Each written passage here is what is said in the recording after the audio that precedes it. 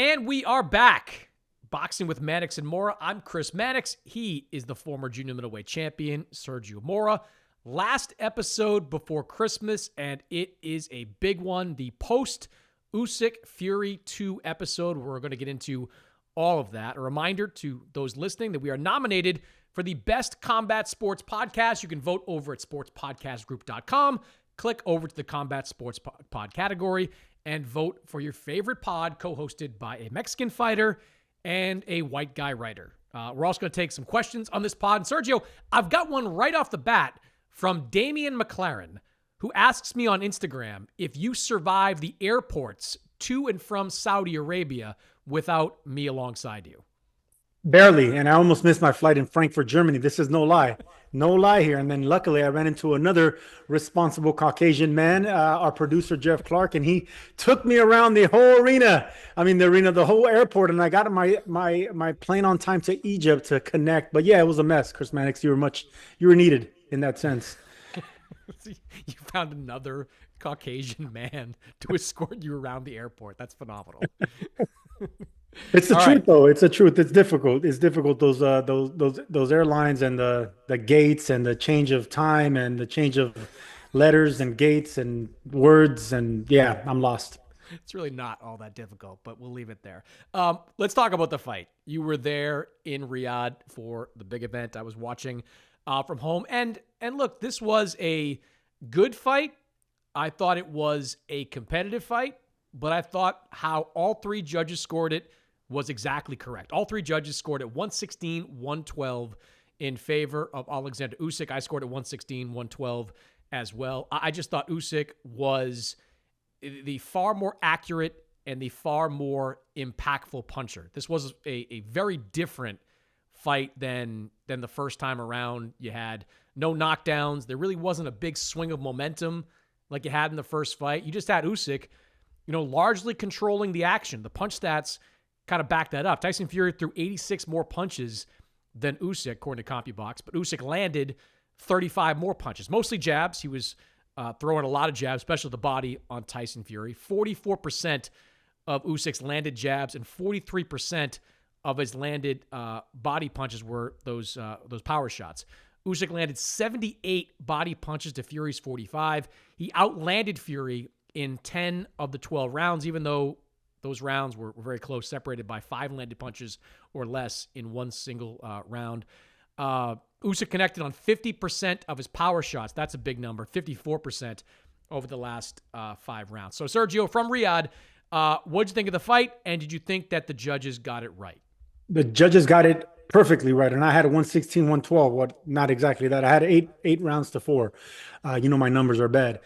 Hence why I missed my gate numbers everywhere, all over the place. But anyway, yes, Mannix, I think I agree with you. The fact that Usyk didn't let Tyson Fury fight like the big man. I said it before the telecast that in order for Fury to win this fight, he needed Usyk on the back foot. He didn't need the smaller man pushing him forward, fighting like the big man. That was going to be a recipe for disaster. So he did that. He fought like the bigger man. Fury threw more body punches. He threw more jabs. He was a little bit more stubborn about trying to land that right hand. And I'll tell you one thing, he did make the adjustments. So if you look at that fight, and I rewatched it already, Tyson Fury made the needed adjustments to win this fight. Everything that I said that he needed to do, he pretty much done. The problem is he's dealing with a boxing master in Oleksandr Usyk, who needed to make the adjustments over his adjustments, which he did on the fly.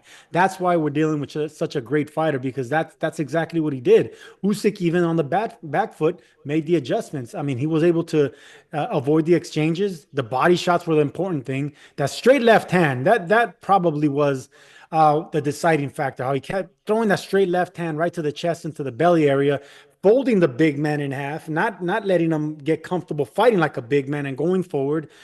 That's how you got to beat big guys. And that's what he did in the second fight that he didn't do in the first fight. He was really adamant, Usyk, about throwing that left hand hard to the body. And that's exactly what I would have done with a guy with that big of a size advantage. He didn't let Tyson Fury use his 50-pound weight advantage by getting on the inside and making it a big man fight. Usyk did everything right. It was pretty much a flawless performance. It was still a close performance. So a lot of people say Fury got robbed. Ignorance. it was still another competitive fight, but we got a decisive winner. I think it was competitive as far as no one really got knocked down. There wasn't a ninth round like you said in the first round. There wasn't that whoa round, right? But Usyk still slowly and quietly was winning rounds, and quietly is better than loudly. In when you're a boxer with a not looking for the knockout, you want to win quiet rounds. Yeah, Tyson Fury thought he won the first fight, blamed it to a degree on sympathy for Ukraine, as he did after the fight. Thought he won the second fight as well. Here's what he said at the press conference after the fight. I was quite confident. I thought I won that fight again. I think I've got Larry Holmes here. I thought I've won both fights. But then again, I've gone home with 2 losses on my record now, so there's not much I can do about it. I can just fight my heart out and do the best I can. But again, I'll always believe until the day I die, I won that fight. So Fury is, of course, referring to the Larry Holmes, Michael Spinks 2 fight where Holmes was robbed, looked like he was robbed by the judges in that fight. I'm with you. This was not a robbery. Pretty much everybody, that was watching the fight, or most of them, scored it 8-4. You had the 3 judges scoring at 8-4. You and I scored at 8-4. I saw Turkey Al-Sheikh on Twitter saying that he gave 4 more rounds to Usyk. So that's effectively 8-4. Really? So everyone, has it 8-4. I thought one thing Usyk did really well was he closed rounds strong, because you're right. There were several competitive rounds where you had to decide whether you liked Usyk's body work or you preferred Fury's activity. But several of those rounds were decided by strong flurries by Usyk over the last 25 or 30 seconds. I thought he was exceptional at that during this fight. And I think if Fury looks back at the tape, he's going to see rounds that, he was competitive in, that he can say, I was winning that round. But you look at the last 30 seconds and he gets clipped with something, or he gets backed up, or it's a good body shot thrown in there. The kind of stuff that sticks with a judge. Because, we all know, you're supposed to judge a 3-minute round, but what a judge sees in the first 30 seconds doesn't stick with him quite as long as what he sees in the last 30 seconds. So if you're scoring big at the end of these rounds, you're putting yourself in a great position to win these fights. So I didn't think it was any form of robbery. In fact, I thought this fight was a clearer decision than what the first fight was. What I am curious about, Sergio, is you brought this up. There's no blueprint to beat Usyk because nobody's done it, but there is a blueprint to have success. And that's what you just said. Make him fight on the back foot. Very few guys have been able to do that. You've had Maris Briedis did it in what was the closest fight of Usyk's career back when he was a cruiserweight. A razor-thin decision that Usyk won in the World Boxing Super Series final. Derek Chisora, as a heavyweight, first 6 rounds, put a lot of pressure on Usyk, had some success. Anthony Joshua, in the success he had in the 2 fights against Usyk, he put pressure. He was a front foot fighter. Tyson Fury, same kind of thing. When he was able to put pressure in the 24 rounds he's fought against Usyk, he's had success, but he hasn't done it with any kind of consistency. All that bluster that you heard from Fury in the days and weeks leading up to the fight, I'm going to smash him, I'm going to take it to you, I'm going to knock you out. He didn't back that up with the performance in the ring. He didn't push Usyk back in the way that he should have to give himself a better chance to win. Why is that? I know a lot of it's Usyk because he's so good at staving off that kind of offensive attack. But if you know, or at least you should know, that you can't outbox the preeminent cruiserweight and heavyweight boxer of this generation. You can't outbox that guy. You got to be trying to make it more of a fight. You got to be leaning on him. You got to be using some heavyweight tactics. And for the second consecutive fight, Sergio, I don't think the Fury did that. Well, I'm about to answer your question because I had this answer in my hip ready to go when Adam Smith, our blow-by-blow guy, answered it. But they took me off the comms to put me in the host position to replace you, Chris Mannix. And you know what? I shined as a host. But anyway, that's another story. But I could tell you why, Mannix. And it sounds very easy, but this is the point.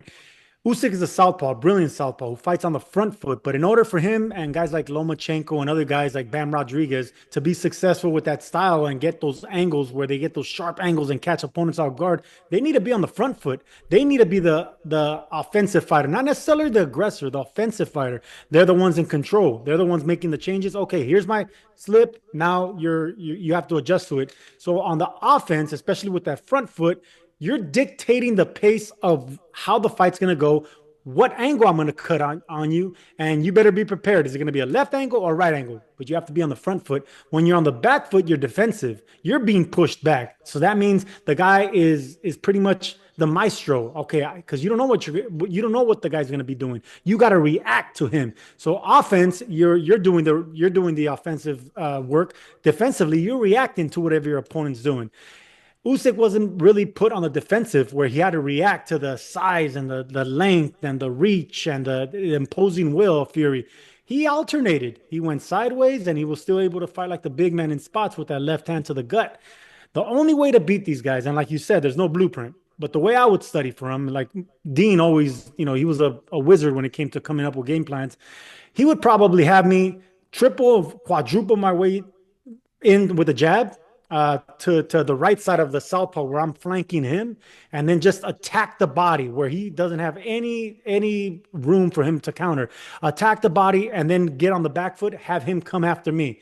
That's one thing where it takes a lot of practice in the gym. You got to be offensive, get your points, but then you got to get that guy to come chase you, and then that's when you start jabbing and using your size advantage, your reach. It's a tricky thing to do, man. You have to fight offensively and defensively. You have to have a game plan. And no one's been able to do it with Usyk because he's just so brilliant on the front foot or the back foot, whether he's offensive, trying to land points, or defensive, reacting to whatever you're trying to do. This guy's a sniper. Yeah, and another thing Fury didn't do was attack the body as often as he should have. I know you were calling for that before the fight, and in the moments that he did it during the fight, I thought he had success because he was landing some shots and you could see Usyk smiling when he did it. And that is the obvious tell that, yeah, you hit something that hurts.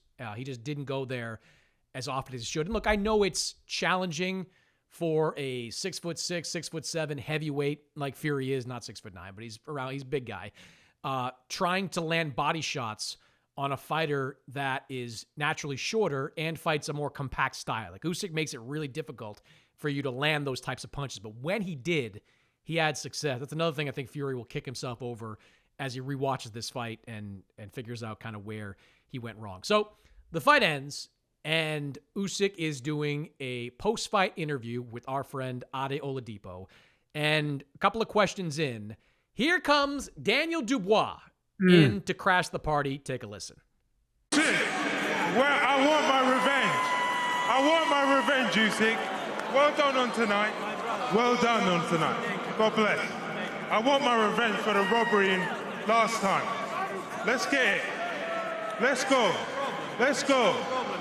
Where's Frank? Make it happen. Sergio, this was a cringy moment for Daniel Dubois. And I don't believe it was his idea. That's just not Dubois' MO. He doesn't operate like that. He also has a pretty tough fight ahead of him in February against Joseph Parker. So a little strange to be going at that. But it's worth reiterating that, yeah, if you want to fight for all four belts again and you're Usyk, that's fine. But he doesn't owe Daniel Dubois anything. There was no robbery in the first fight. There was a questionable low blow in the middle rounds that the referee ruled low. Usyk got up, he won every single round, and he knocked Dubois out with a jab. So I don't know what you thought of that moment, but I kind of cringed watching it in real time. It's terrible. It was just a wrong thing to do for Daniel Dubois. And you're right. I think they set him up for it, whether it was his team or someone in his corner. They told him to go do something foolish like that. But he had to get permission to do that. So to get permission to get in the ring, the commission wasn't just going to allow him. So that was probably on someone's mind to be set up. But yeah, it's not the right time. Usyk is such a great figure for boxing, such an amazing hero for his country of Ukraine, what he's doing. And even though he doesn't speak English fluently, he's likable and charismatic with the few words that he does know in English. He gets his point across. This guy's an international star, even though he doesn't speak the language clearly, English.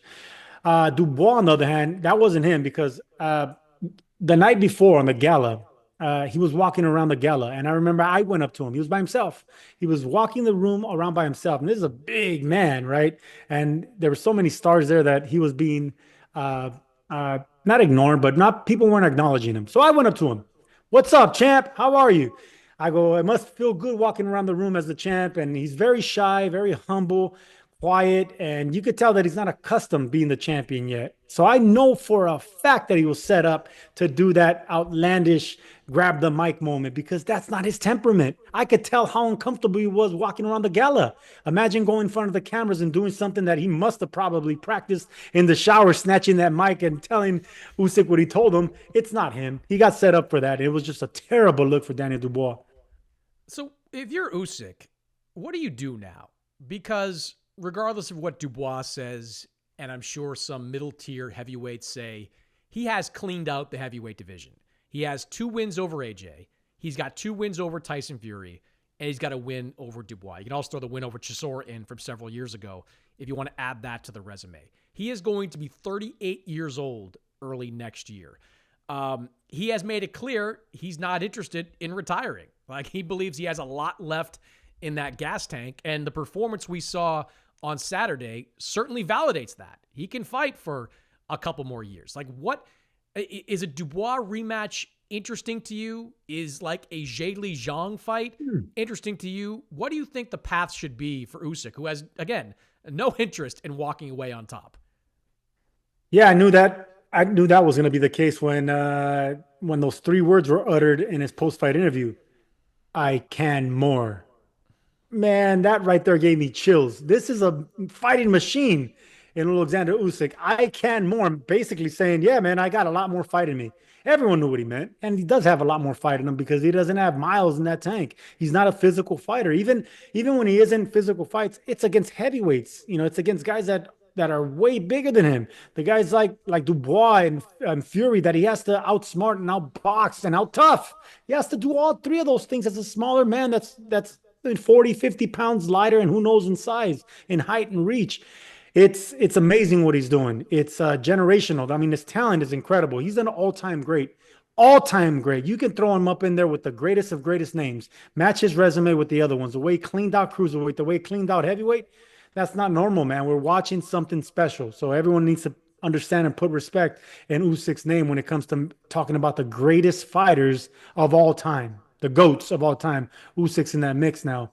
But to answer your question, Chris Mannix, I would love to see that Dubois rematch, but because of that moment, that Dubois, that cringy moment, I'm going to punish him if I was Usyk, and I'll say, not yet. Now I'm in control. I say Usyk waits for the winner of Joseph Parker, who has momentum. He's fighting. Who's he fighting? He's fighting Dubois. The winner of that fight. If Dubois can beat Parker, then there you go. But other than that, no. I don't think it should happen right off the bat. If Dubois wins that fight, I say you punish him. But if Parker wins that fight, he deserves it. Yeah, I don't think that Usyk likes Dubois in the same way that he seems to actually like AJ and actually like Tyson Fury. I was watching some interviews that he did on Sunday, and maybe it's in the moment because that just happened, but he speaks differently about AJ and Fury than he does Daniel Dubois. So if Dubois can get through Parker, I agree with you. That's probably going to be the next fight for Usyk, especially if Turki Al-Sheikh wants it, right? Because if Turki Al-Sheikh wants it, hey, then there's a ton of money in it. Now, Dubois, maybe there'd be some decent money if he did it in the UK, but nothing like the money he would make over in Saudi Arabia. So yeah, let's see what happens with Dubois against Parker, which I think is a very competitive fight. We'll talk more about that in the new year, but that is a very competitive fight, and that, you know, presumably would be the next guy in line for Usyk. I also wouldn't mind seeing a Zhang fight if Zhang keeps winning. You know, there's all this talk about eventually doing a fight over in Beijing at the Bird's Nest, 100,000 fans there. Everyone and their cousin has been trying to make a fight on mainland China, including Zhang's co-managers, the Lane brothers. They've been trying to make a fight on mainland China.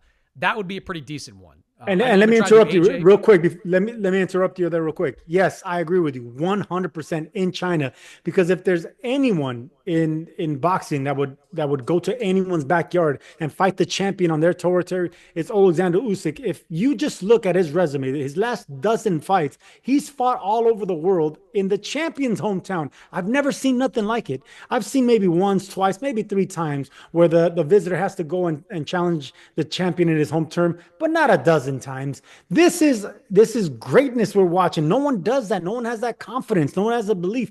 Usyk will be willing to go to China. Mark my words, and it would be a success. So I really hope that His Excellency really puts that fight together, because China is an incredible market.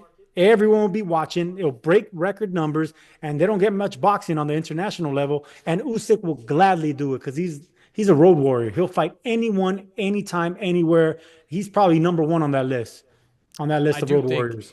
I do think Usyk would box circles around Zhang. I mean, Yeah. I think you always have to be wary about that big left from Zhang, but Usyk will have a game plan for it. He'll move away from it. And just like Joseph Parker outboxed Zhang, despite getting knocked down a couple of times, I think the same kind of thing would happen to Usyk. And you mentioned his place in history. I think that's an interesting conversation that needs to be had at some point, too. There's no question he is the number one heavyweight of this generation. And I put this generation as like the post-Lennox Lewis generation. He's also unquestionably right now pound for pound number one. I know there's been some ambiguity on this list. You've got Terrence Crawford out there. You've got Naoya Inoue out there.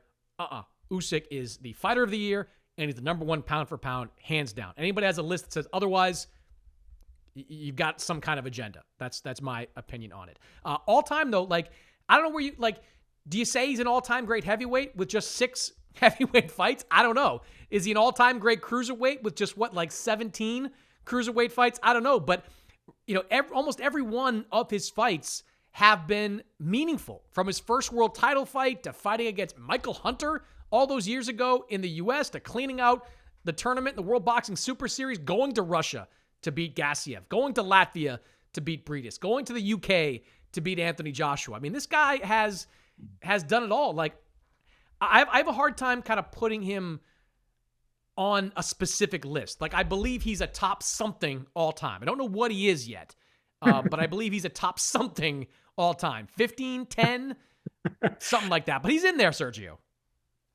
It isn't that great of you, Mr. Senior Writer for Sports Illustrated. I think he's got nothing. something, right? I'll tell you what he is. He's parallel to the accomplishments of Evander Holyfield, where he cleaned out the cruiserweight division and he cleaned out the heavyweight division. So I think he's on par and evenly matched with the greatness of Evander Holyfield. That's how you write it on your darn magazine, Chris Mannix, because that's where he's at right now. As long as Muhammad Ali and the Joe Frazier's and George Foreman's and all the greats that came even before them, the John L. Sullivans and all, the Jack Dempseys, yeah, you got to respect history, man. You can't just go for the numbers and the accomplishments and the things that you're doing now, because there's a long line of greatness that you need to, really look into the numbers, because at that point, they were their Oleksandr Usyks of their time.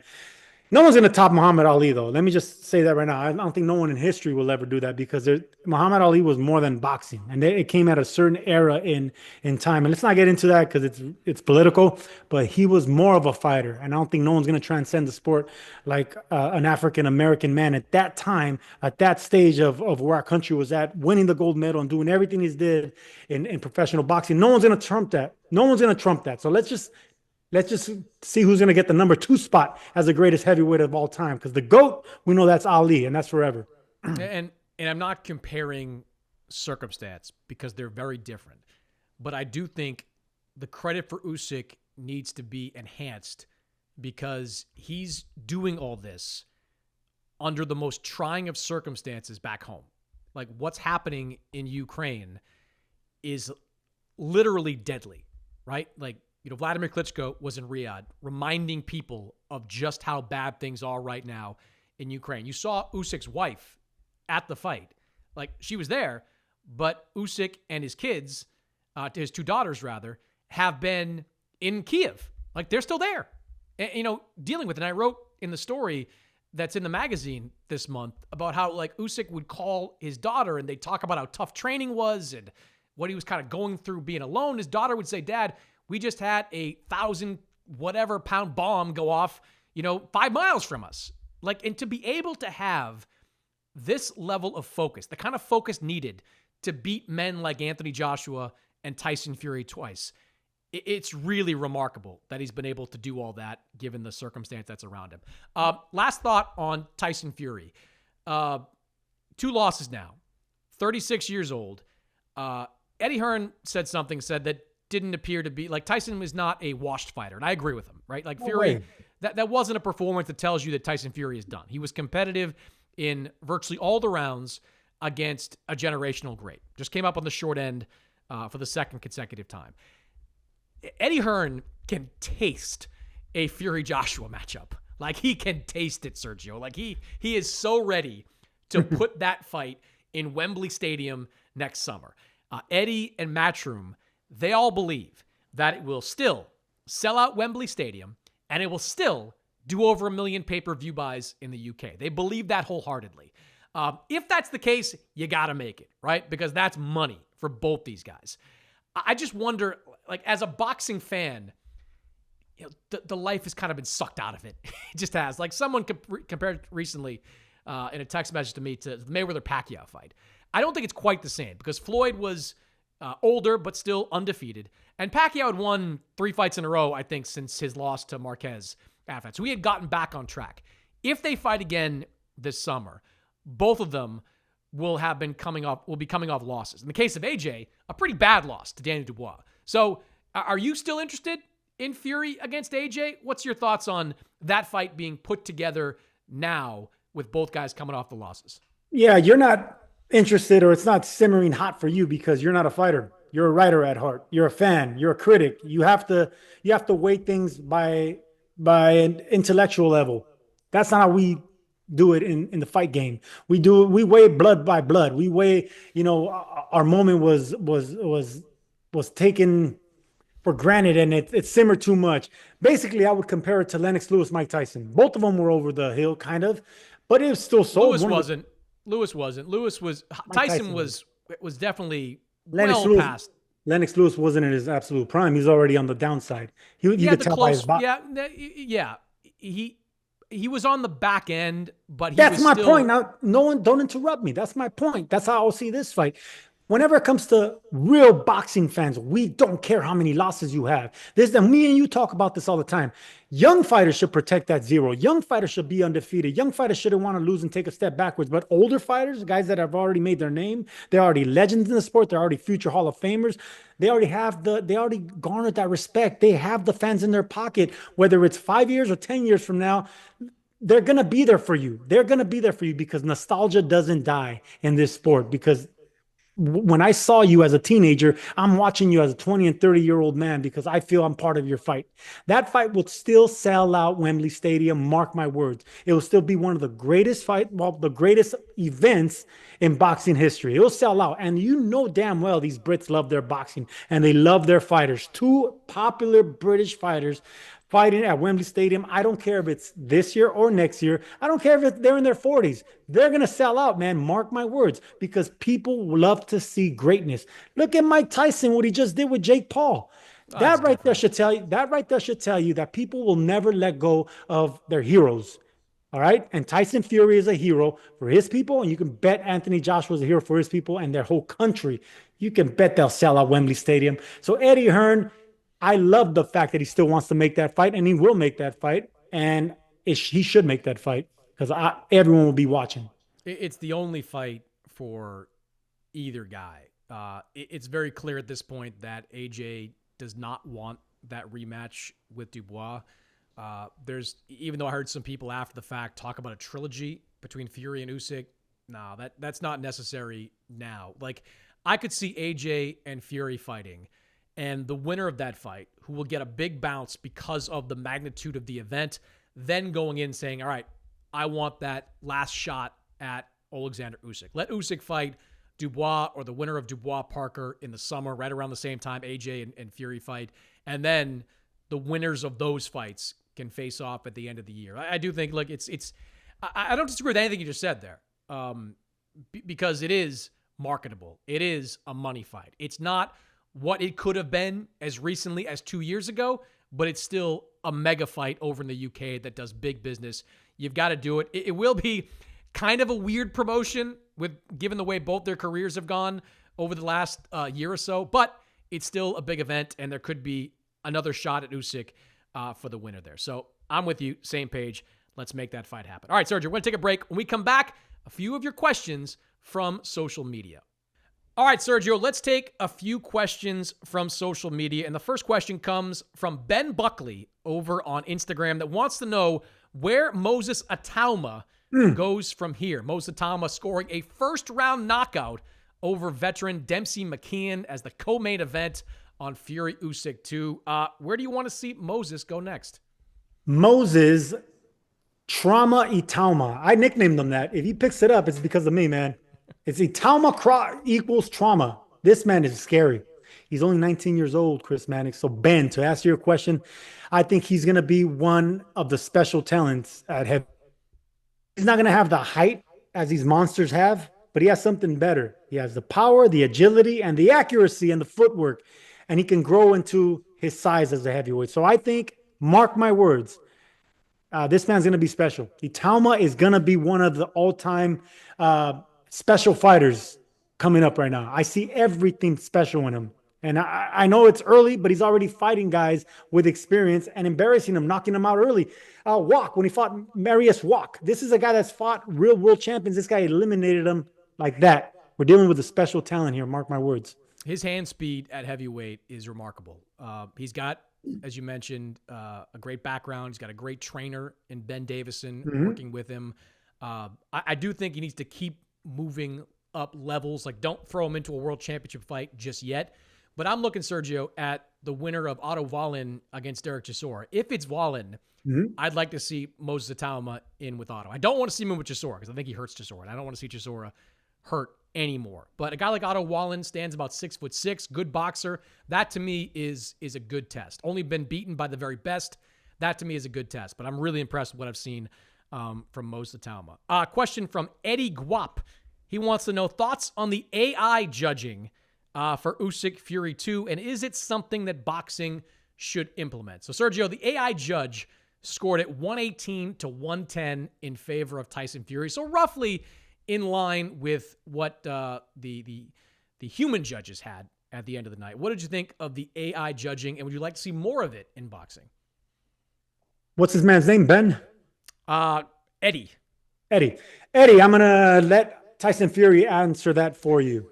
By the review of that, absolutely. Here's one. All the computers. Keep the humans going. More jobs for humans, less jobs for computers. Electric cars too while we're at it.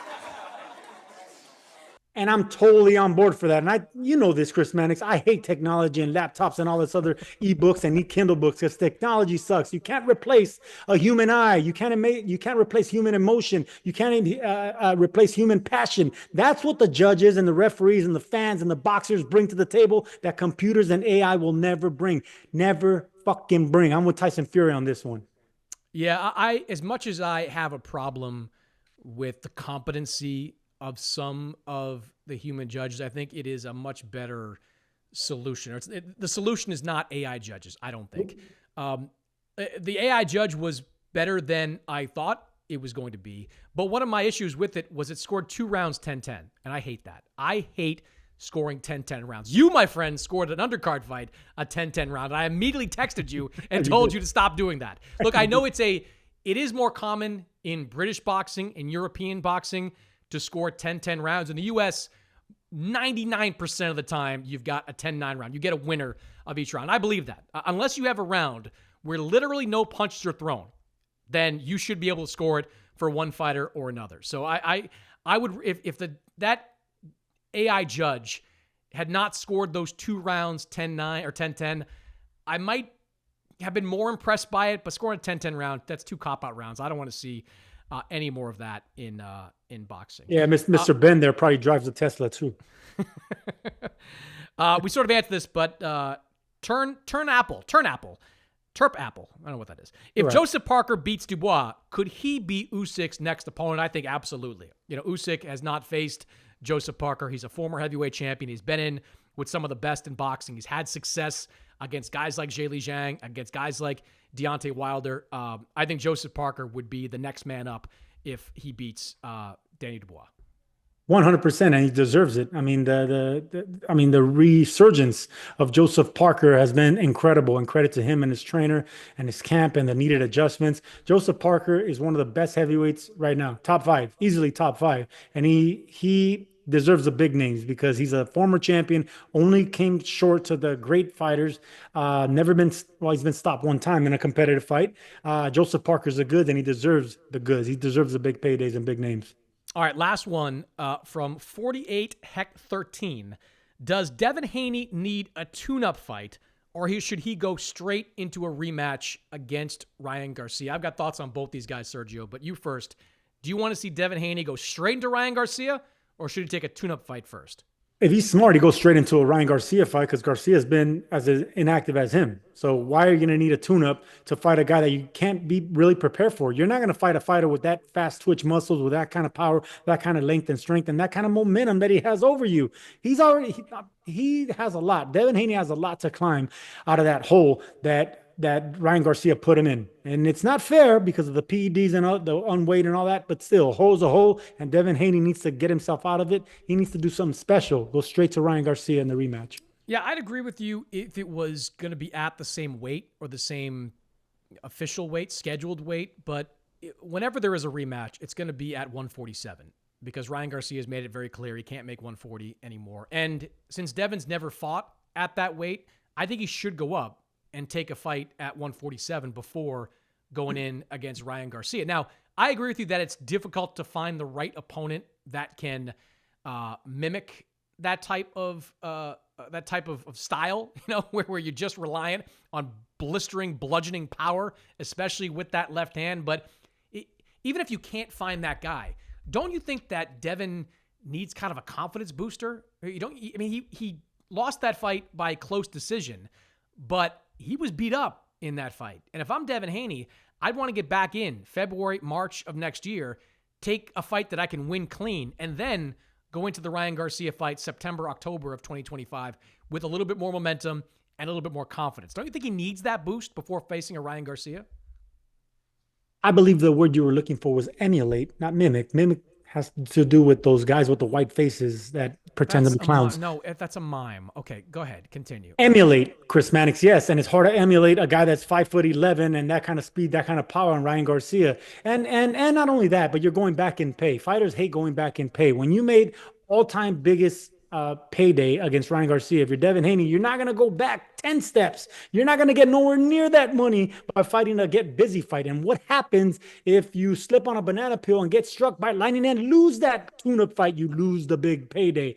This is prize fighting now, Chris Mannix, and whoever asked this question. You go straight into the big fight because you already got to this level. You definitely don't want to slip up and have another bad performance. Go straight to the payday, straight to the motivation fight, the one that gets you up, the one that the whole world wants and is going to be watching. That's what's going to get Devin Haney back on track.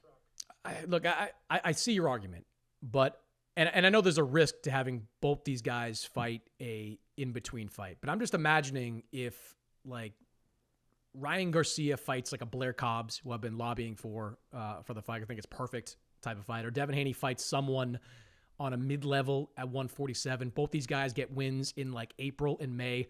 All of a sudden, the momentum for a fall fight with these two guys is going to be huge. It's already going to be a big event, but I think if both are coming off clean wins, then the event gets even bigger. Again, there's risk in marinating fights, all fights, especially ones involving Ryan, because of his recent past. But I would like to see both these guys get wins. I lied. One more for you because I've gotten a flurry of tweets in the last couple of hours about our opinion on the recently announced Teofimo Lopez against Subriel Matias. That fight is going to happen, Sergio, at 140 pounds for Teofimo's 140-pound belt.